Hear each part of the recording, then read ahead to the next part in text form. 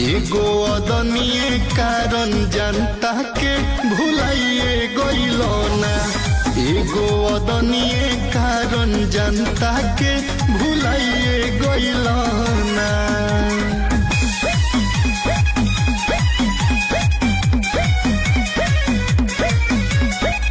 जब जब फेंकू तोहर चुनौआ आवेला, खाली भाषण सुनावेला।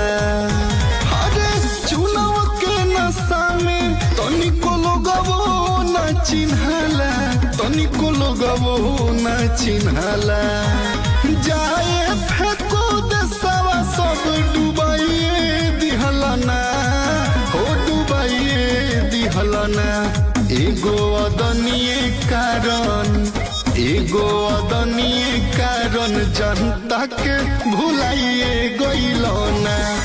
एगो अदनीय कारण भोटवा सब चबाइए गइलो ना।